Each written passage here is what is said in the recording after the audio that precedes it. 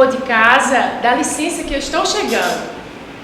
Hoje eu vou contar uma história para vocês, a história da fogueira de São João. Diz o povo que Maria, a mãe de Jesus, era muito amiga de Isabel. Elas moravam assim, um perto longe. Era perto porque dava para ver a casa uma da outra.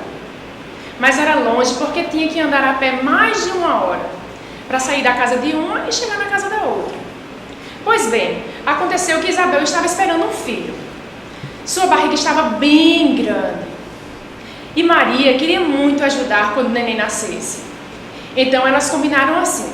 Quando chegasse a hora, Zacarias, o marido de Isabel, iria fazer uma fogueira bem grande para avisar a Maria. Foi assim que sucedeu. Quando Isabel chamou o marido dizendo que estava na hora, ele acendeu a fogueira que já estava preparada, anunciando o nascimento do menino Jesus, do menino que recebeu o nome de João. Maria e José saíram correndo para a casa de Isabel e quando lá chegaram, foram recebidos com uma grande festa. Tinha canjica, pamonha, milho assado e em volta da fogueira eles dançaram uma quadrilha bem animada.